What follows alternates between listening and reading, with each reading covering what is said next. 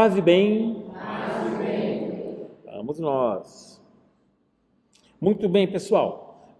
Nós vamos conversar então hoje sobre o capítulo 5, da carta de São Paulo aos Efésios.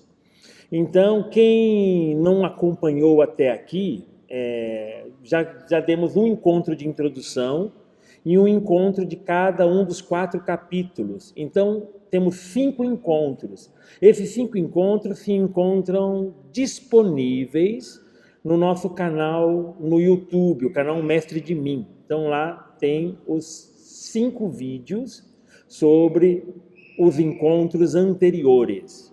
E hoje, então, a gente começa dando uma olhada no capítulo 5, que é o capítulo onde tem um textinho lá que causa bastante confusão no meio religioso, no meio católico. Então a gente vai daqui a pouco entrar nesse pedacinho do texto que causa bastante confusão. E vamos explicar um pouquinho as teorias que tentam resolver esta questão, tá bom? Então, olhando para o capítulo 5, então o texto do capítulo 5 está ali meio fraquinho ali, tá? Vocês podem acompanhar na Bíblia de vocês, tá? Capítulo 5 da carta de São Paulo aos Efésios. Então, lembrar que os 3 primeiros capítulos nós encontramos Paulo jogando as sementes dos conceitos para instruir a comunidade, para que a comunidade possa caminhar com as próprias pernas. E ali lembrar do conceito de graça, de paz, de predestinação, que são conceitos importantes para o entendimento. O conceito de corpo, o conceito de Cristo cabeça. Então, são conceitos importantes, tá? Na segunda parte, que pega o capítulo 4, 5 e 6, nós vemos como que colocar em prática a vivência cristã a partir daqueles conceitos apresentados por Paulo. Também é importante salientar, sempre reforçar aqui, na carta aos Efésios, o grande centro motivador de todo o texto é o Cristo. Para Paulo, o Cristo é o centro. E não há nada fora do Cristo. O Cristo é o centro. O nosso acesso a Deus Pai se dá por meio de Cristo. O Espírito Santo que vem sobre nós, que o Pai manda, ele nos manda derramando o sopro de Cristo. É Cristo quem sopra o Espírito Santo sobre nós. O Cristo que é aquele que inspira. E quando nós fomos criados, fomos criados pelo Pai em Cristo. E antes de sermos criados, o Pai já tinha nos predestinados a sermos os seus filhos adotivos por meio de Jesus. Então, antes mesmo de sermos sonhados, antes mesmo da fundação do mundo, da criação do universo, Deus já tinha nos predestinados a sermos filhos e filhas adotivos. Então, nós já éramos, predestinados à vocação da filiação. E somos herdeiros. Lembrar isso. Lembrar também que na comunidade de Éfeso, nós temos a presença de judeus que seguem Jesus e temos uma forte presença de pagãos que seguem Jesus. Aqueles que vieram do paganismo, da Grécia, de Roma, de outras nações, de outras religiões, de outras experiências, eles agora seguem o Cristo. E eles seguem o Cristo sem passar pelo judaísmo. E isso causou uma certa confusão, porque para certo grupo judeu, cristão, se entendia que para seguir Jesus a pessoa devia ser judeu. Só que para Paulo, não. Você segue Jesus sem ser judeu. Por quê? Porque a salvação não vem pela lei.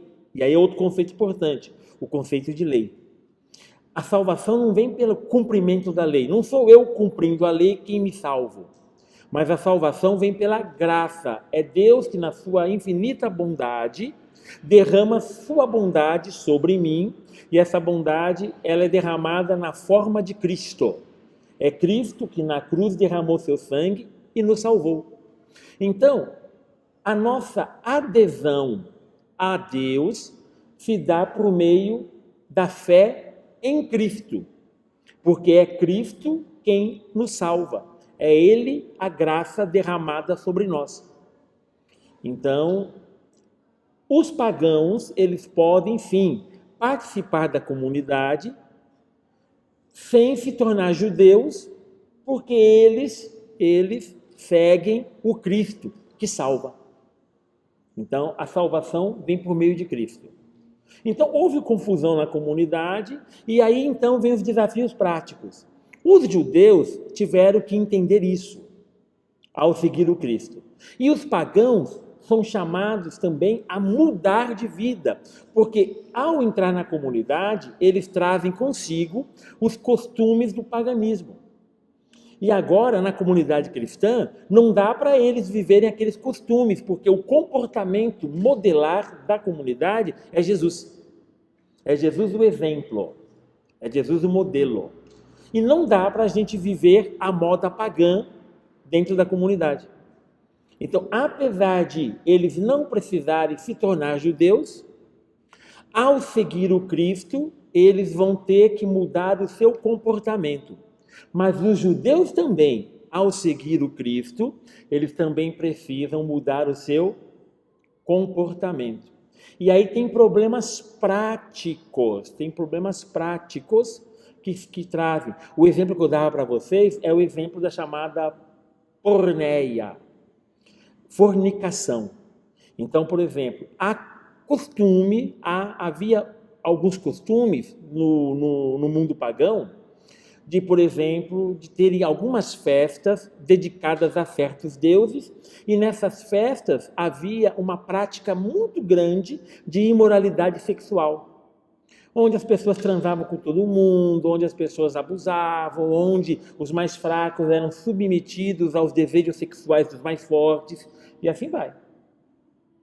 O pagão, quando entra na comunidade, ele não pode mais participar dessas festas. Eles precisam mudar o seu estilo de viver. Então, os pagãos na comunidade vão vivenciando de tal maneira que eles vão abandonando aquele estilo de vida para assumir um estilo de vida como o estilo de vida de Jesus. Então, esse processo de abandonar aquilo que eles viviam para serem semelhantes a Cristo é o processo de corporificação. Isto é, somos membros onde o Cristo é a nossa cabeça. O que significa que eu vou pensar a moda de Jesus. Eu vou pensar como Jesus pensou. E assim a minha prática deverá ser uma prática semelhante à prática de Jesus. O meu comportamento deverá ser semelhante ao comportamento de Cristo. Então o bicho está pegando nesse sentido na comunidade.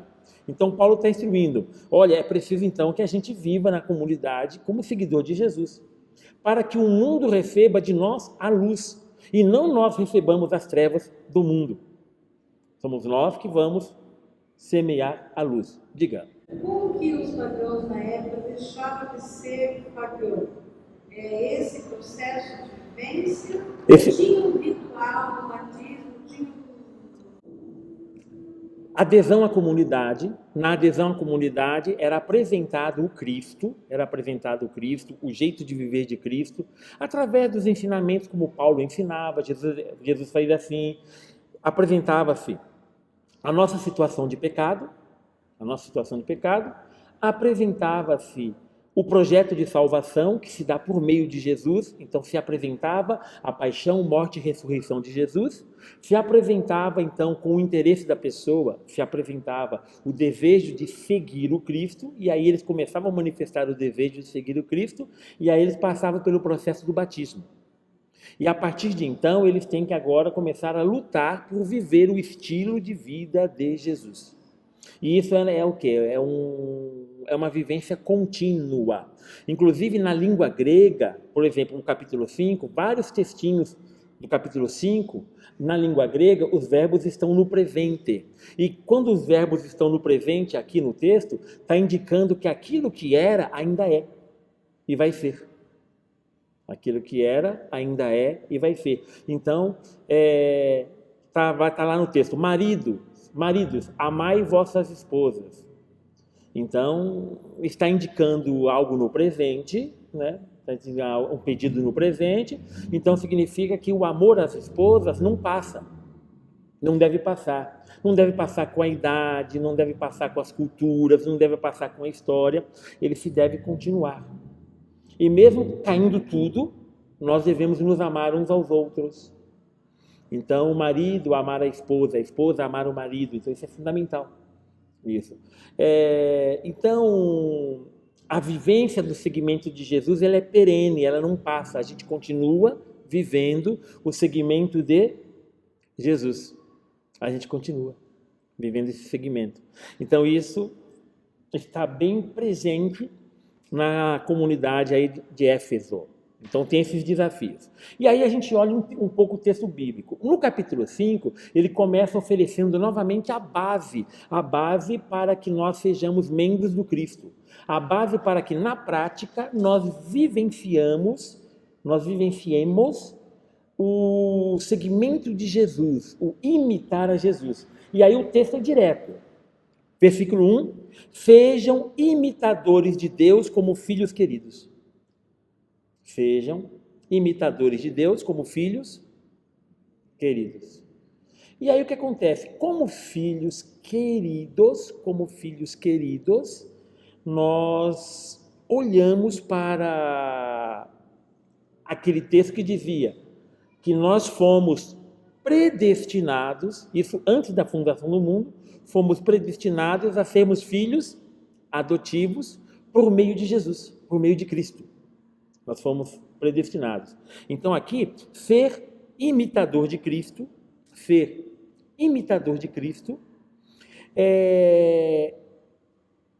é o caminho para imitarmos a Deus, porque o Cristo é a imagem visível do Deus invisível. Então nós vivenciamos então a imitação de Cristo. Então Paulo está colocando, é preciso imitar a Cristo. E como isso fica claro? Fica claro no versículo 2. Olha o versículo 2. Vivam no amor, assim como Cristo nos amou e se entregou por nós como oferta e vítima, como perfume agradável. Então quem é o modelo? O modelo é o Cristo. O modelo é o Cristo. E como que se dá essa prática do modelo que é Cristo? Essa prática se dá no amor. E aqui é muito legal, por quê? Porque a palavra amor, ela novamente é aquela palavra grega ágape, que é o quê? O amor que é capaz de sacrifício. Ágape é o amor capaz de sacrifício. Não é apenas como o amor eros, onde o homem deseja a mulher e a mulher deseja o homem. Não é como filéu, onde nós nutrimos uma amizade profunda um pelo outro, aquele amor de profunda amizade. Mas é um amor onde a pessoa é capaz de dar a sua vida pelo outro. E esse amor, o modelo, é Jesus que deu a vida por todos nós quando éramos pecadores, quando a gente não prestava. Não que a gente presta hoje. Entendeu? Mas, ele nos salvou, ele morreu por nós quando ainda nós estávamos banhados no pecado. E ele nos salvou. Mesmo a gente não valendo a salvação, digamos assim, ele falou, vale sim, e eu morro por vocês. Então, o modelo do amor capaz de sacrifício é Jesus. Ele é o nosso modelo. Então, Paulo, ele está insistindo muito com a comunidade que o Cristo é modelo e que a comunidade deve seguir o Cristo. A comunidade não deve tomar por base outros exemplos, mas o exemplo de Cristo. Até porque, por exemplo, numa comunidade, se você for seguir o exemplo de alguém entre nós, mais cedo ou mais tarde você vai perceber que esse alguém entre nós não é perfeito. Você vai perceber isso. que esse alguém não é perfeito, que esse alguém é contraditório. Gente, todos nós somos contraditórios. Todos nós somos contraditórios. Nós não somos totalmente contraditórios. Muitas coisas nós somos ali. Mas tem coisa que a gente exige do outro, mas de vez em quando a gente dá uma derrapadinha e a gente acaba não, vivendo como a gente exige que o outro viva. Então isso acontece com a gente. E a gente percebe isso. Então sempre o modelo será o Cristo. Isso é um refrão. Você vê, estudar no Novo Testamento é sempre bater nessa tecla. E por que sempre bater nessa tecla? Porque apesar de saber, muitas vezes nós não vivemos. Então o que acontece? Vai se ter uma longa, gigantesca exigência, insistência, para que nós assumamos o Cristo como modelo. Não é? Porque a gente ainda tem aquela maniazinha de tentar ver o outro como modelo. E a gente está naquela, né? Tem gente que gosta de que o padre seja um modelo, então eu vou, porque o padre fulano, esse é bom. Esse padre, esse é bom, esse é certinho, é bonitinho, ele até tem cheiro de incenso. Mas de vez em quando o sovaquinho dele cheira enxofre. Enxofre, não é? É porque tal casal é maravilhoso, ele é um modelo, eles nunca brigam. É porque você nunca esteve dentro do quarto deles. Porque dentro das quatro paredes tem briguinha assim, tem desavença assim. Tem problema assim. E assim por diante. Então o que acontece? O modelo apresentado é o Cristo, que é o modelo de perfeição. Se nós seguimos um de nós não temos como atingir a perfeição. Mas se nós seguimos o Cristo, um dia nós atingiremos a perfeição. Não sei se aqui nessa vida ou na outra, é mais provável que seja na... Tá bom. Mas nós atingiremos a perfeição. E aí, gente, vem aqui, olha, fornicação. Essa palavra, no grego, é a palavra porneia, de onde vem a palavra pornografia. Pornografia. Fornicação. É no versículo 3. Fornicação. Vem da palavra grega porneia. E essa palavra que vai gerar a palavra pornográfico, pornografia, e assim vai. Essa palavra, ela resume nela todo tipo de desvio da sexualidade humana. Todo tipo de desvio da sexualidade. Uma sexualidade desenfreada, uma sexualidade que não respeita o outro. Então a porneia, ela vai indicar isso e vai ser uma relação onde o outro sofre, o outro é submetido. Mesmo que o outro não perceba o sofrimento, o outro ele vai perdendo a sua dignidade. Então a palavra aqui, fornicação, vai trazer esse conteúdo. Então fornicação, impureza e avareza. Bem, impureza e avareza a gente já sabe mais ou menos, tá, o que é. Não sejam nem assunto de conversa entre vocês, pois isso não convém a cristão.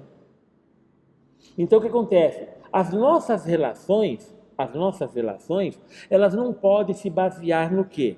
Na fornicação, não pode se basear na impureza e não pode se basear na avareza, que é o ser mão de vaca, ou na riqueza. As nossas relações não podem se basear nisso, mas tem que se basear o quê? No amor mútuo nascido em Cristo Jesus, que é o modelo de todo amor. E aí, olha, as nossas relações não podem se basear nisso. Por isso, não deve nem ser assunto nosso. Não deve ser assunto. O nosso assunto deve se construir em cima daquilo que Cristo nos propõe, isto é, a experiência do amor, da profunda amizade. E aí, por exemplo, relação homem e mulher, o erótico. que é o amor onde o homem deseja a mulher deseja o homem. Essa relação de desejo entre homem e mulher, ela se faz de maneira linda quando nós partimos de Cristo. E da mesma maneira que o Cristo amou sua igreja, homem e mulher se amam e se dão um ao outro. Então, a experiência do amor de Cristo não retira o desejo do homem e da mulher. Pelo contrário, esse desejo ele fica cada vez mais, digamos assim, apetitoso. Então ele fica mais apetitoso. Por quê? Porque o desejo aumenta. O desejo aumenta. Por quê? Por causa do princípio da consagração. Ele se separa para o outro. Eu me separo do mundo para ser dela. Ela se separa do mundo para ser minha. E o que acontece? O nosso mundo se torna uma coisa totalmente nova. Pelo menos na teoria. Bonito, né? É gostoso na teoria. Muito bem. O mesmo, olha que interessante, o mesmo se diga a respeito das piadas indecentes, picantes ou maliciosas. São coisas inconvenientes. Então, por exemplo, aqui nós podemos enquadrar uma coisa que é muito comum ainda na cultura brasileira. Por exemplo, piadas racistas. Piadas racistas. Ainda nós encontramos, inclusive no meio de cristãos e cristãs, nas rodinhas, separadinhas, um conjunto de piadinhas baseadas num preconceito a ver com o tom da pele. Nós encontramos isso ainda, muito presente. O que Paulo está dizendo? Está dizendo que isso deve ser eliminado. Já está na hora da gente superar isso. Há tantas coisas boas para fazer piada. Basta olhar ao nosso redor. Tem tanta coisa boa para fazer piada. Né? Tem coisa... Quer ver uma coisa, por exemplo? Eu estava vendo, não vou falar o nome dele, né? Mas eu estava vendo um político criticando tal coisa e ele aparentando ser honesto, sendo que ele já passou alguns anos na prisão ali tudo, exatamente porque ele é uma longa história, Ele passou vários anos na prisão aí, nossa, foi uma situação bem interessante. E aí o que acontece? Ele está colocando hoje como se fosse assim uma pessoa ilibada. E o normal seria, gente, eu errei. Hoje nós temos a oportunidade de fazer diferente. Vamos fazer diferente? Isso seria o normal. Né? Isso seria normal. Isso seria digno. E se fizer isso, ganha apoio. E se fizer isso, ganha valor. Por quê? Porque se fizer isso, nós nos vemos nele. Porque nós também erramos. E nós também temos uma outra oportunidade de fazer as coisas diferentes. Mas não fazem isso. Agem como se fossem ilibados. A coisa mais bonita, coisa mais fofa. Então o que acontece? Olhando para a nossa realidade, já tem piada. Nós não precisamos participar desse tipo de círculo, onde se discrimina o pequeno, o fraco. As piadas, muitas delas, ridicularizam as minorias, os que mais sofrem. Então, uma pessoa homossexual, ela já sofre todo o preconceito da sociedade. Ela não pode estar em paz dentro de uma igreja, porque discriminam. E não me venha falar que não discrimina, não. Discrimina sim. Se entra uma pessoa com certos trejeitos, todo mundo fica olhando, aquela coisa toda. Eu já passei a experiência de ter na nossa comunidade, numa certa paróquia onde já trabalhei alguns anos atrás, uma pessoa que ela é uma mulher trans, né? E ela começou a participar da igreja e ela sumiu da igreja. Um dia, encontrando ela, eu perguntei: olha, você sumiu, o que aconteceu? Ela falou para mim: olha, é que o pessoal falando mal, então não dá. E eu lembrava que, enquanto ela participava da igreja, um casal me procurou e falou: olha, eu estou mudando de paróquia, eu vou para a paróquia tal, porque eu não concordo com isso, não quero que meus filhos cresçam numa igreja onde permite tal coisa. Desse jeito que falaram e tá aí. Então dizer assim, essa pessoa então discriminada em todos os círculos, em todos os meios, não pode andar na rua em certos horários porque pode ter o risco de morte, pode apanhar, pode acontecer isso, e ainda em cima disso a gente fica fazendo piadinha.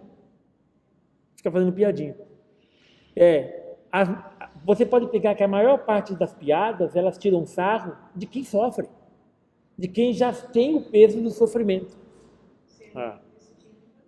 Então você vai pegando as diversas realidades. Não é? Então, Paulo está dizendo, dá para fazer de outra forma, dá para viver o bom humor de outro jeito, e de um jeito gostoso, de um jeito legal, dá para fazer isso. Né? Desde que o nosso modelo seja Cristo, e Cristo é muito bem humorado. E aí, gente, em vez disso, deem graças a Deus, isto é, vivam em constante agradecimento a Deus, porque Ele derramou sua graça sobre nós. Estejam certos de uma coisa, versículo 5, estejam certos de uma coisa, nenhuma pessoa imoral, impura ou avarenta. Então essas palavras têm a ver com aquelas 3 anteriores, fornicação, impureza e avareza, tá bom? Então tem a ver com aquelas 3 palavras. Então nenhuma pessoa imoral, impura ou avarenta, pois a avareza é uma idolatria, jamais terá herança no reino de Cristo e de Deus. Isto é, se o valor que me guia é o quê? Uma experiência profunda de imoralidade, fornicação, uma experiência onde eu submeto o outro aos meus desejos e não eu siga o exemplo de Cristo, eu já fiz minha opção de colocar o meu Deus a mim mesmo. Eu é que acabo sendo o meu próprio Deus. Aqui a riqueza, ele vai colocar aqui a avareza, que é uma idolatria. A avareza é o quê? A gente coloca a riqueza acima de tudo. Quando colocamos a riqueza acima de tudo, está muito claro, é mamon, isto é, o dinheiro torna-se o nosso Deus. E a nossa vida vai girar em torno do dinheiro. O Cristo é colocado fora. Então, Paulo está dizendo que, olha, vocês que vieram do paganismo, vocês que vieram do judaísmo, é preciso o quê? Colocar o Cristo como modelo e deixarmos de lado aquelas experiências, como a experiência da porneia que veio do mundo pagão.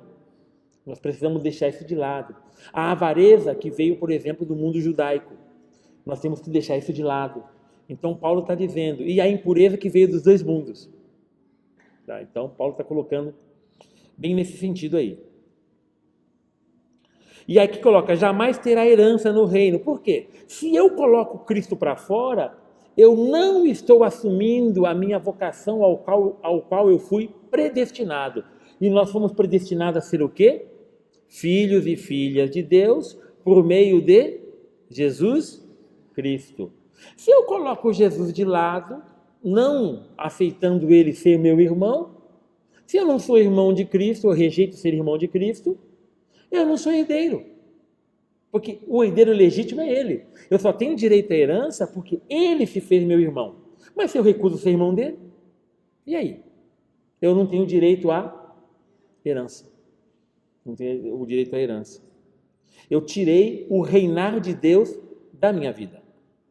Ninguém engane vocês com argumentos vazios, porque essas coisas atraem a ira de Deus sobre os desobedientes. E aqui veio o conceito de desobediência e vai aparecer também o conceito de obediência. Então você vai ter o conceito de desobediência e o conceito de obediência. Tá? Esse conceito vai ser importante porque já vai entrar aquele textinho que eu falei para vocês, que é um pouquinho complicado. Tá? Argumentos vazios. Deixa eu traduzir aqui num jeito bem assim, alemão. Blá, blá, blá. Ou nhenhenhé. Tá bom? Conversas vazias, argumentos vazios, é exatamente aquelas firulas que a gente tenta, até para dar desculpas para nós mesmos, não é? Eu peguei lá, vi uma pessoa pequena sendo espancada, e eu não fiz nada, eu saio para frente, ali fala, eu não podia fazer nada. Também aquela pessoa tinha que estar ali. Não é? Nossa, aquela mulher também tinha que estar namorando aquele homem, claro que ele ia bater nela. Né? Mas também andando com aquela roupa, claro que ia ser estuprada. Olha as coisas. Né? E exatamente o quê? Argumentos vazios. Argumentos vazios. Né? Tentando dar desculpas para nós mesmos. Muito bem. Versículo 7. Não sejam cúmplices deles. Outrora vocês eram trevas, mas agora são luz do Senhor. São luz no Senhor. Por isso, comportem-se como filhos da luz. Então, lembrar aquilo. Não são as trevas do mundo que devem nos moldar. É a luz que brilha em nós que deve ajudar o mundo a ser melhor. Só que muitas vezes nós somos piorados pelo mundo e acabamos não melhorando o mundo que aí está.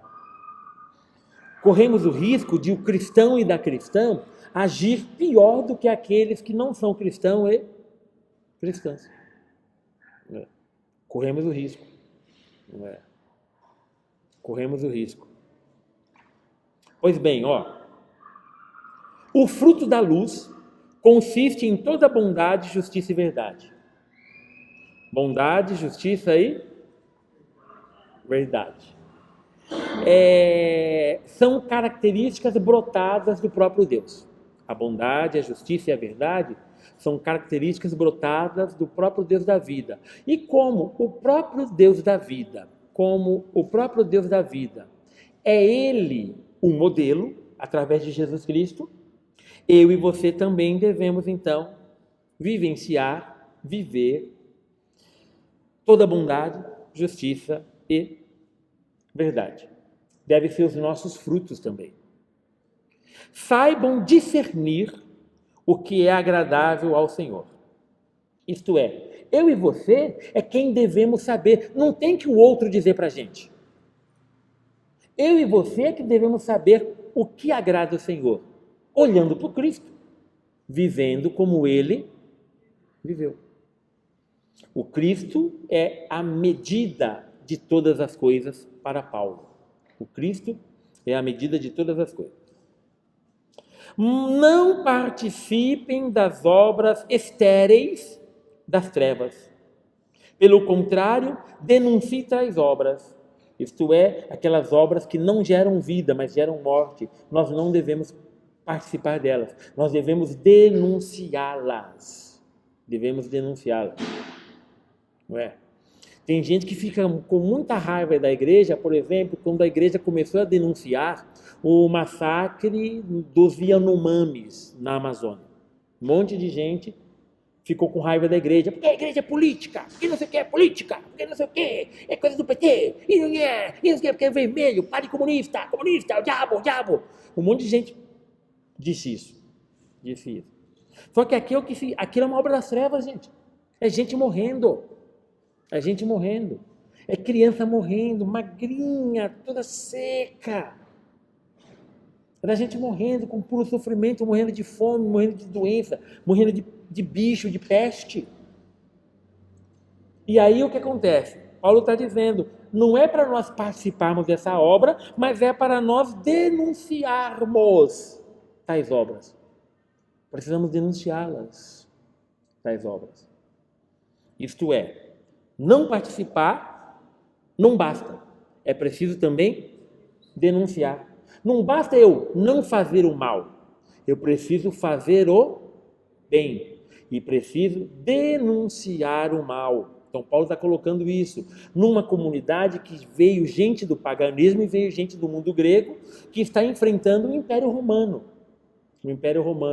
Com aquela proposta de paz baseada na violência, onde o mais forte dita as regras ao mais fraco. E nós temos que subverter essa ordem, fazendo com que o mais fraco seja primeiro, subverter essa ordem, como Cristo subverteu essa ordem. Através do quê? Através do seu exemplo de vida, onde o Cristo colocou o pequeno em primeiro lugar. Por exemplo, o homem com a mão seca, Jesus falou para ele: levanta-te e vem para o meio. Ou quando ele diz para Judas: pobres sempre tereis no meio de vós. Então, os pobres sempre serão o nosso centro, estarão no centro das atenções, estarão no nosso meio, centro. E nós vamos nos voltar para eles. Porque quando fizestes isso a um dos menores de meus irmãos, foi a mim que o fizeste, diz o Senhor. Então, denunciar tais obras. Olha só aqui, ó. Dá até vergonha de ver o que eles fazem às escondidas. E sabe por que Paulo está falando isso? Porque dá vergonha mesmo. Gente, o que se tem feito por aí contra a luz, contra a verdade, contra o amor, dá vergonha dizer. Dá vergonha dizer. O que se tem feito são coisas horríveis. Isso. Porém, tudo que é denunciado torna-se manifesto pela luz. Pois tudo que se torna manifesto é luz. E é por isso que se diz: desperte você que está dormindo, levante-se dentre os mortos e Cristo o iluminará. Se Deus é luz, quando nós iluminamos as situações para que as pessoas vejam a verdade, então Deus está agindo em nós. A verdade, então, é algo típico também daqueles que querem seguir a Jesus. Nós não somos totalmente verdadeiros, mas o nosso modelo é Jesus Cristo. E se Ele é o nosso modelo de perfeição, Ele é o modelo da verdade, porque Ele é a verdade. Se Ele é o nosso modelo, um dia nós também seremos totalmente verdadeiros. Eu não sei se nessa vida ou na... Deixa para lá de novo, tá bom? Muito bem. Estejam atentos à maneira como vocês vivem. Aqui agora, então, está falando do comportamento. Então, aqui agora é a questão do comportamento. Tá? Lembrar que para Paulo, quem segue o Cristo deve se comportar como Cristo se comportou. Tanto Paulo quanto as comunidades joaninas pensam isso. O nosso comportamento deve se assemelhar ao comportamento do mestre. E aí então, ó, versículo 16, voltando aqui, o 15 ainda. Não vivam como tolos. O conceito aqui do tolo é o conceito do idiota. Do idiota. Aquele que não enxerga um palmo na frente do seu nariz. Mas que nós vivamos como homens sensatos. E aqui lembrar então um texto de Jesus no Evangelho de Mateus. O homem sensato é aquele que constrói a sua casa sobre a rocha. Sobre a rocha. Vem a tempestade, vem o terremoto, os ventos dão contra a casa, mas a casa não cai porque fora construída sobre a rocha. Mas o homem tolo é aquele que constrói sua casa sobre a areia. Vem chuva, terremotos, ventos dão contra a casa cai e sua ruína é completa. Então, nesse texto, Jesus ele coloca o alicerce, a rocha ou a areia. A rocha, você já tem na cabeça um pouco a ideia de que a pedra é a pedra que os construtores rejeitaram. O fundamento de todas as coisas, o Cristo. Quando nós nos edificamos em Cristo, mesmo que as trevas fiquem contra nós, nós não somos dominados pelas trevas. E nós nos comportaremos como filhos e filhas da luz, isto é, como homens e mulheres sensatos. A nossa casa não é construída sobre a areia. O versículo 16, aproveitando o tempo presente, porque os dias são maus. O tempo presente. O tempo presente é o tempo oportuno para seguirmos o Cristo. Quando é que nós seguiremos o Cristo? Lá na frente ou lá no passado? Quando que vai ser? Vai ser já. Vai ser agora. É o momento presente. É o momento presente. Agora é o momento de nós nos comportarmos como Cristo. Não tem essa história de eu vou deixar para depois. Estou lembrando aqui de Santo Expedito. A história de Santo Expedito. Deixe para depois. Não, não é para deixar para depois. E agora o momento oportuno, o tempo presente. Por quê? Porque os dias que virão são maus. Nós não podemos deixar para depois. É agora. E aí, olha, como que Paulo vai colocando na prática? Não sejam insensatos. Isto é, não sejam tolos, estultos, não sejam idiotas. Não sejam insensatos. Ao contrário, procure compreender a vontade do Senhor. O que Ele quer de nós? O que Ele quer de nós? Vamos compreender isso. Se Ele quer que eu seja alguém semelhante a seu filho, vamos lutar para sermos semelhantes a seu filho, porque nós fomos predestinados a sermos filhos adotivos em Cristo Jesus. Porque a graça nos foi derramada e assim nós nos tornamos herdeiros do reino de Deus, herdeiros do Pai em Cristo Jesus. E aí então, que a sua vida não seja cachaçada, não se embriague com o vinho. Aqui o vinho é a bebida. E aqui está se olhando mais a cultura pagã do que a cultura judaica. O judeu, o judeu muitas vezes empanturrava de vinho. Só que aqui a gente tem que olhar um pouco aquelas práticas das festas pagãs.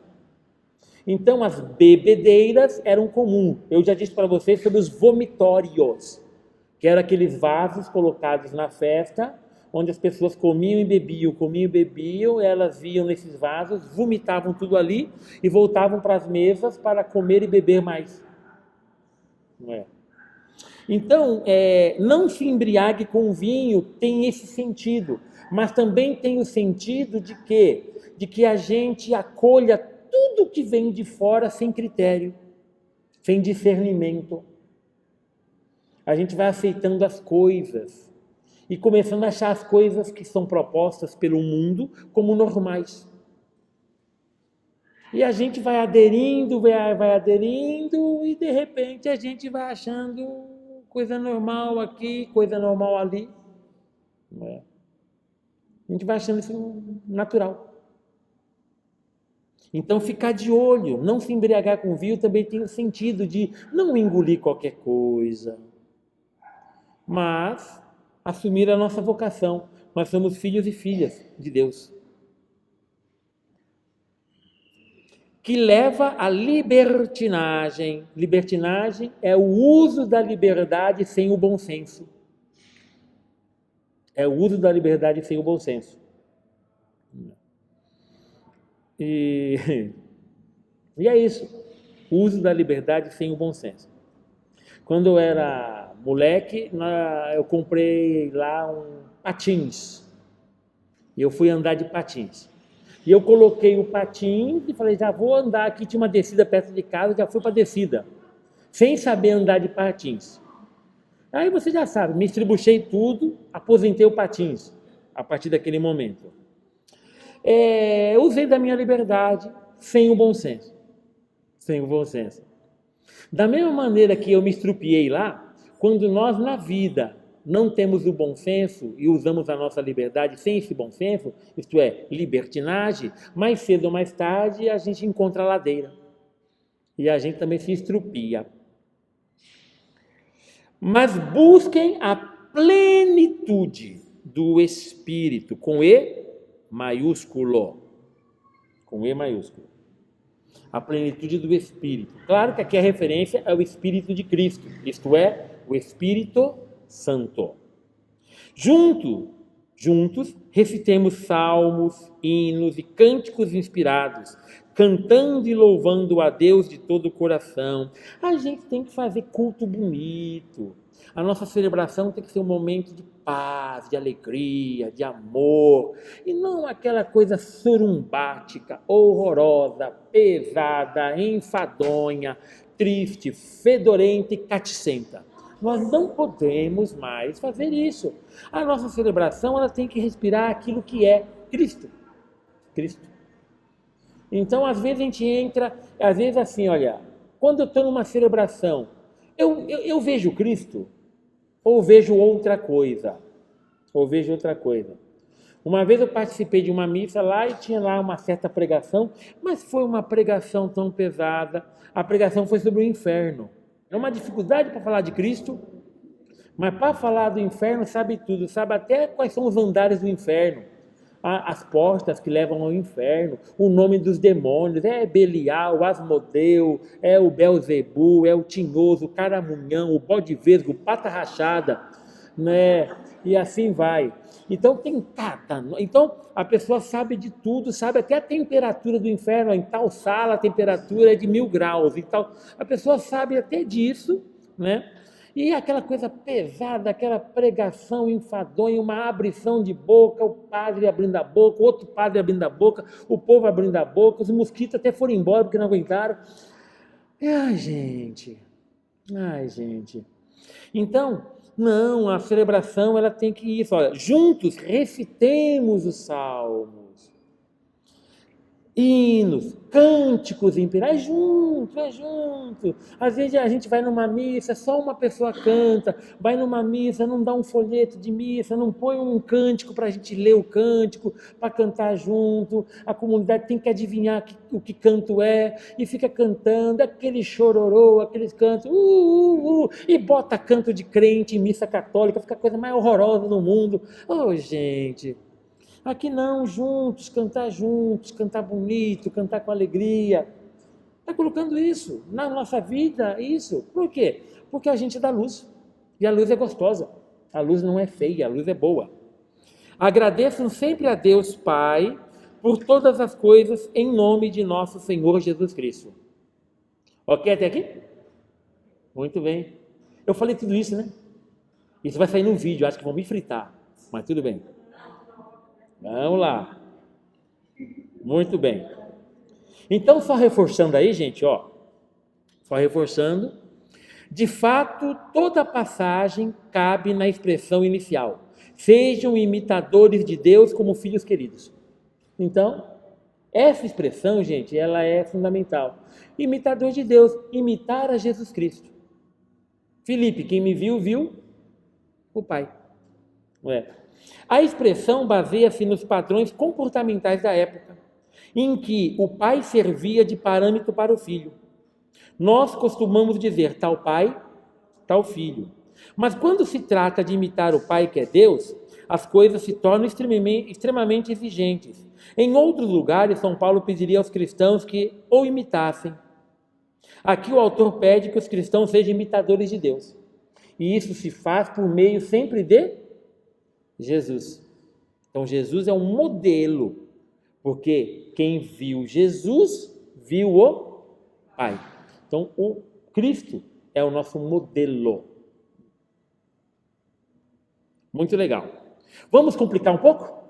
Vamos lá. Então esse texto agora é um texto que costuma dar uma certa polêmica, por causa das palavras, tem várias teorias, nossa, é um textinho aí, certo? É um bilhete. Aqui é um bilhete, parece que é um bilhete diferente. E parece que este bilhetinho aqui, parece que ele foi escrito por um discípulo, um amigo, alguém da equipe de Paulo, anos depois da morte de Paulo. Quando o Império Romano estava dando porrada na comunidade, estava arrebentando a comunidade com perseguição. Tinha muita gente da comunidade que foi perseguida, que foi presa, que foi morta pelo Império Romano.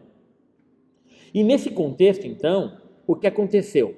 Alguns grupos religiosos começaram a suavizar o seu discurso para que o Império Romano aliviasse a perseguição.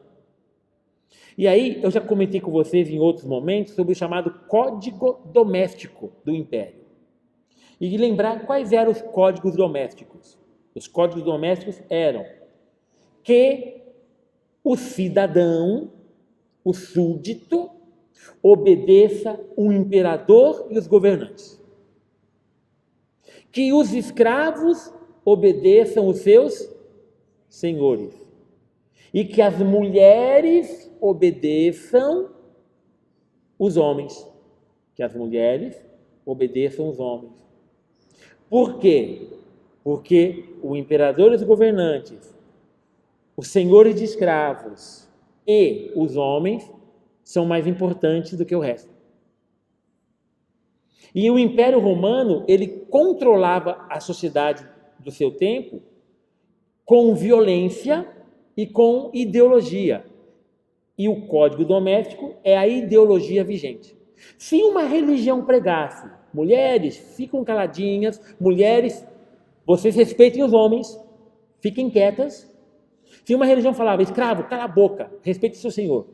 Se uma religião pregasse, obedeçam os governantes, mesmo que eles sejam safados, corruptos, odiosos, cruéis, bandidos, mesmo que eles sejam um demônio, obedeçam eles. Se você pregasse isso, se a religião pregasse isso, o império permitia a religião. Acontece que a fé cristã não pregava isso. E por isso a fé cristã levou durante muitos anos pancada. Só que agora, jovens, os nossos filhos e filhas estavam sendo mortos também. E aí o que acontece? É muito sofrimento. Muita gente começou a abandonar a comunidade por causa da perseguição, por causa do sofrimento. E aí o que aconteceu? Os discípulos agora, depois de anos da morte de Paulo, começaram a sentar com a comunidade e falaram, pessoal, vamos dar um tempinho para que o império alivie um pouco essa perseguição.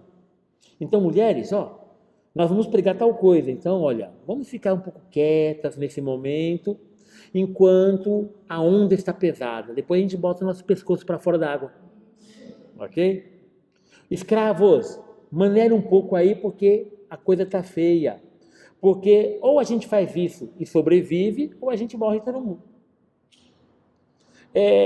Nós vamos pegar leve aí com os governantes, porque eles estão matando todos os nossos filhos. Então, esse tipo de pregação começou a surgir na comunidade com o objetivo de ter o alívio do sofrimento. Então, é provável que esse seja o contexto aqui. Não só. Há um outro contexto que eu vou falar depois de nós lermos o texto, tá bom? Então, vamos dar uma olhada aqui, Sejam submissos uns aos outros no temor a Cristo. Então, o versículo 21 desse bilhete, tá? Ele é o versículo chave. Que nem o outro, sejam imitadores de Deus. Sejam imitadores de Deus. Foi o versículo que iluminou aquele texto anterior. Agora, o texto que vai iluminar essa fala toda agora é esse texto aqui. Sejam submissos uns aos outros no temor a Cristo. Aqui a palavra submisso, essa palavra vai vir do grego, hipotephelon, isso, alguma coisa assim. Mas o hipo aqui é abaixo. Vai dar o nosso sub aqui, vindo do latim. Então vai dar o sub ali. É o quê? O submisso é se colocar abaixo. Se colocar abaixo. Se colocar abaixo como Cristo se colocou abaixo. Cristo é Deus, ele se fez homem e mulher, ele se fez gente, ele se fez humano, ele se fez como a gente, ele assumiu a nossa carne. Ele se submeteu ao Pai, ao amor. Ele se abaixou e assumiu a condição de escravo, a pior das condições, e morreu a pior morte, a morte de cruz. Então, o modelo de submissão é o Cristo. Se colocar abaixo. Em João, capítulo 13, Ele lava os pés dos seus discípulos. Ele se submeteu, ele se colocou abaixo. Se colocou abaixo. Mesmo ele sendo quem? Deus. Então aqui o conceito que pega é esse conceito aqui, o conceito de submissão. E o modelo de submissão é Cristo. Por que Cristo é o modelo de submissão? Porque para Paulo, Cristo é o único modelo. Sempre Jesus é um modelo para tudo, inclusive o modelo de submissão. Então, ao interpretar esse texto, nós temos que olhar para Cristo que se submeteu. Ok? Então, toma muito cuidado. A submissão aqui não é a submissão que o Império Romano prega. Então, isso que é importante para interpretar o texto. De qualquer forma, o texto, para a gente interpretá-lo de modelo de forma correta, nós precisamos então entender que Jesus é um modelo de submissão e não a submissão que o Império Romano põe, fazendo com que o mais fraco seja pisado. Então isso que é fundamental para interpretar. Tendo dito isso, versículo 22, mulheres sejam submissas a seus maridos como ao Senhor. Só um detalhe aqui no versículo anterior, uns aos outros no temor a Cristo. A palavra que temor é a palavra phobos, de onde vem a palavra fobia, que vai dar a palavra medo. Vai dar a palavra medo. Só que phobos em grego não é apenas medo, pode significar várias coisas. E entre elas, uma das coisas que significa é o respeito profundo.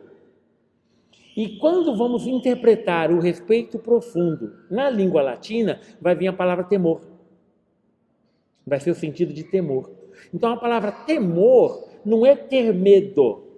Seria mais ou menos, eu brinco assim, né? Isso é invenção minha, tá? Temor significa ter amor. Temor, ter amor. E é um respeito profundo. Então a palavra aqui, phobos, vai indicar um respeito profundo. Quando nós amamos muito alguém, nós temos um respeito profundo por esse alguém e nós levamos esse alguém a sério, a palavra desse alguém a sério. Nós levamos. Foi fulana que disse, então eu vou ouvir. Então eu vou ouvir, porque se fosse outra pessoa, mas se foi fulana que disse, então eu vou seguir, porque essa fulana aí, ela tem razão, entendeu? Então, o respeito profundo, tá? Que está aqui na base, tá? Mulheres, sejam submissas a seus maridos como ao Senhor. Ao marido como ao Senhor. Aqui, então, o Senhor está com letra maiúscula, é o próprio Deus manifestado em Cristo, tá bom? Então, o que acontece? Na relação homem e mulher, esposa e esposa, a mulher vai se colocar numa condição abaixo. Calma. E aí o que acontece? O versículo 23, aí que fica complicado. Olha o versículo 23. De fato, o marido é a cabeça de sua esposa, assim como Cristo, Salvador do corpo, é a cabeça da igreja. Então o que acontece? O mistério que Paulo está dizendo entre homem e mulher quer significar o mistério de Cristo e sua igreja. Paulo está fazendo uma analogia. Ele está fazendo uma analogia. Olhando a realidade da família, onde a mulher, muitas vezes, ela que é a servidora da casa, nós, como igreja, a exemplo de Cristo, devemos estar a serviço uns dos outros. E é difícil isso entrar na nossa cabeça. Por isso que na hora do lava-pés, Pedro, isso não entrou na cabeça de Pedro. Mas, Senhor, tu me lavas os pés? Era comum naquela sociedade, na sociedade judaica, a mulher lavar os pés dos homens, o discípulo lavar o pé do mestre. Só que agora o mestre é quem lava os pés do discípulo. Então esse é o mistério. E esse é o mistério que aqui está revelado.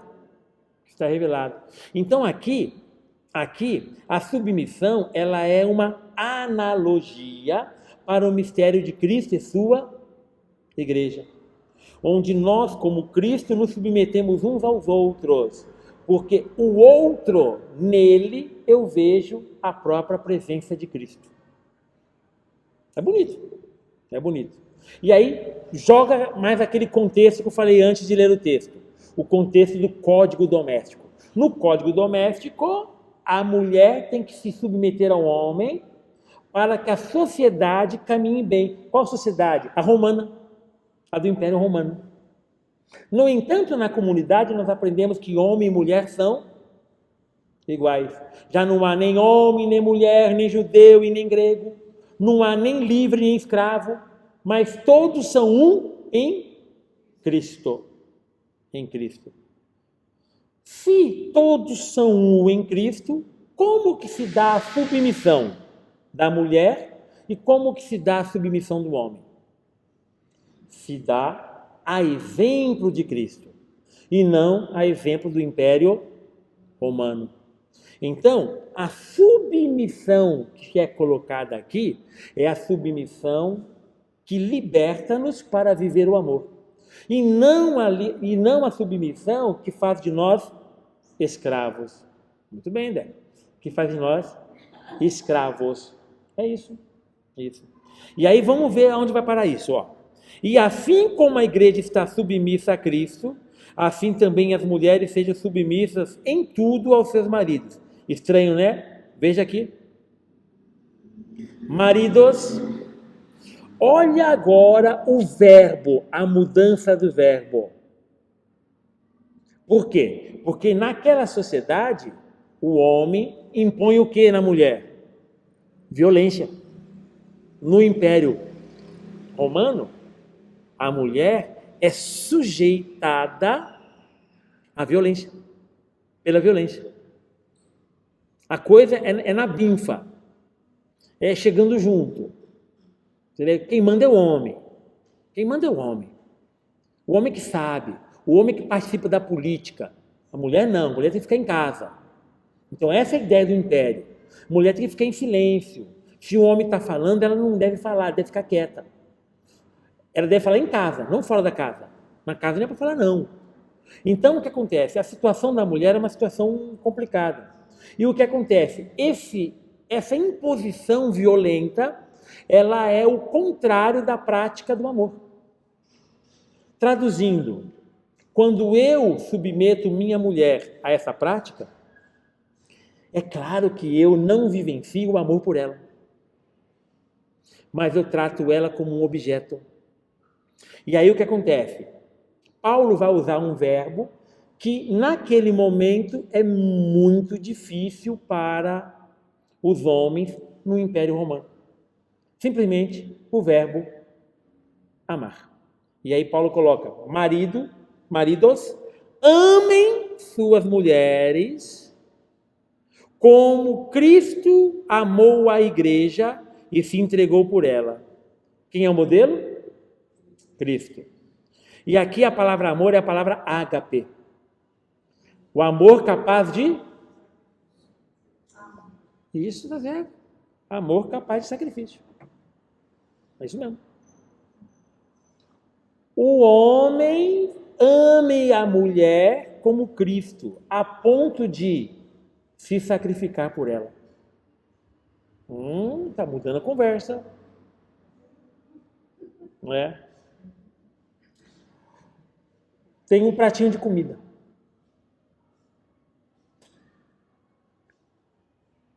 Quem vai comer menos? O homem. Para se sacrificar pela mulher. Então, o que está acontecendo? Paulo, é claro, repleto do Espírito de Deus, né?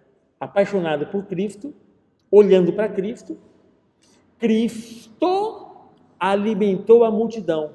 Quantos pães Cristo comeu lá na partilha dos pães? Não se fala que ele comeu. Alimenta a todos e não se alimentou.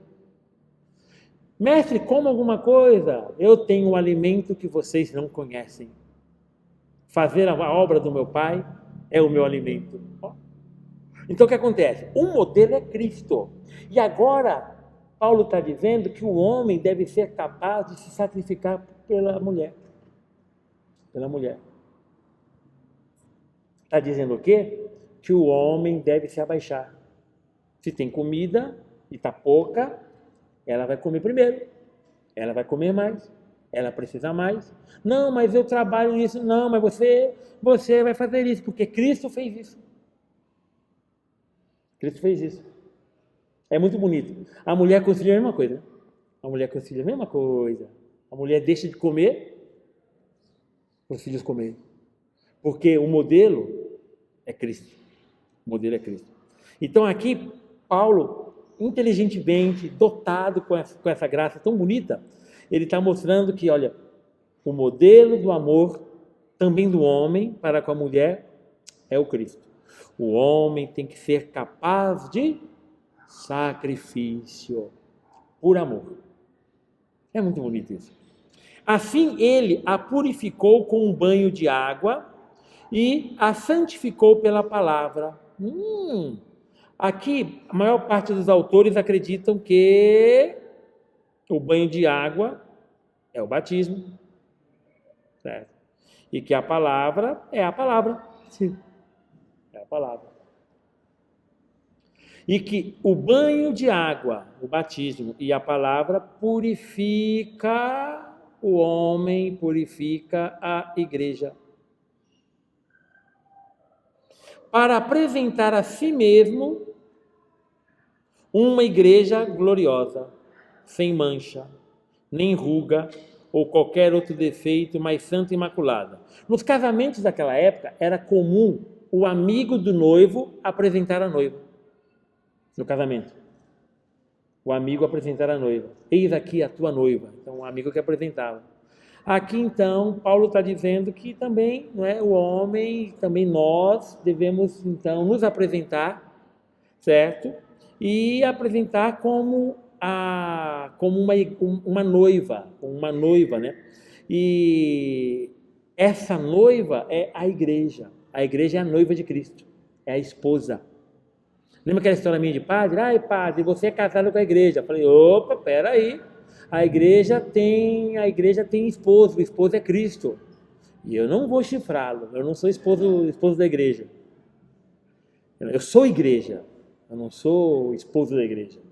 Como vocês, eu e você somos igreja.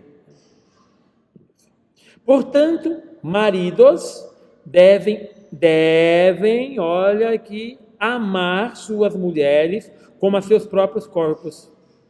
Quem ama sua mulher está amando a si mesmo. Amarás a teu próximo como a ti mesmo. Peraí. Então você está percebendo? Amar a mulher como a si mesmo. Peraí, então a mulher não pode ser tratada na base da submissão. Ela vai se submeter como Cristo se submeteu. Eu vou me submeter como Cristo se submeteu. Eu vou me submeter a ela, ela vai submeter a mim. Quem quiser aprofundar isso, depois dá uma lida no capítulo 7 da primeira carta de São Paulo aos Coríntios. Então, capítulo 7 da primeira carta de São Paulo aos Coríntios. E Paulo vai explicar esse mistério com maior clareza. Então, dá uma olhadinha depois lá na carta aos Coríntios. Ninguém odeia a sua própria carne. Pelo contrário, a nutre e dela cuida, como Cristo faz com sua igreja. Novamente, quem é o modelo? O Cristo. Então, gente, isso é o refrão, tá? Isso é o refrão.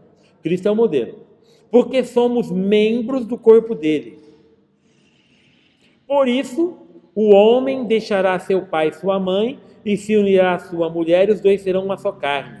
Esse mistério, olha a palavra aqui, a palavra mistério. O que é a palavra mistério aqui nesse contexto? É aquilo que Deus revela e não aquilo que eu consigo entender. Entendeu? Pelo meu entendimento, eu não compreendo, mas é Ele que revela para mim e assim eu posso compreender. Tá? A compreensão não depende de mim, depende dele que se revela. Mistério, tá? Esse mistério é grande. Eu me refiro a Cristo e a...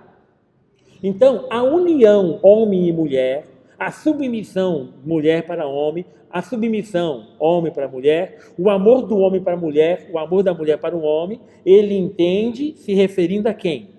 Cristo e a igreja. Então, essa é a chave de leitura. Quando vocês olharem para esse texto, tirem aquela interpretação do Império Romano, de que a mulher tem que calar a boca, a mulher tem que ser submissinha, tem que levar uns petelecos, tem que se calar, tem que se sujeitar, tem que obedecer ali. Não é isso que está dizendo. Muitos cristãos evangélicos interpretam dessa forma, da forma que o Império Romano compreendiam essa questão. Tá bom? Isso é muito presente ainda. Há grupos católicos que têm essa interpretação. Não é? O que é muito forte, tá? Então, lembrar aqui, a regra de interpretação é isso, ó, esse mistério é grande, eu me refiro a Cristo e à igreja.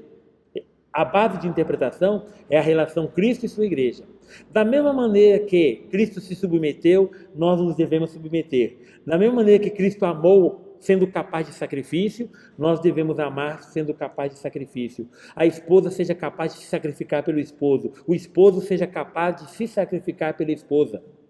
Então, esse é o mistério aqui revelado. Portanto, cada um de vocês ame a sua mulher como a si mesmo, e a mulher respeite o seu marido.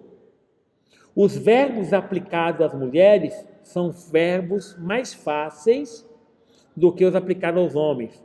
Por quê? Porque a mulher está em situação de opressão.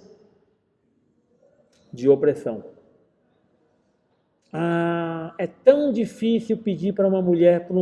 O homem é um xarope, pisa na bola, aperta, trata mal, é grosso, é grosseiro com ela, é violento nas relações, é violento no dia a dia, no cotidiano. E aí a gente fala assim, ame ele.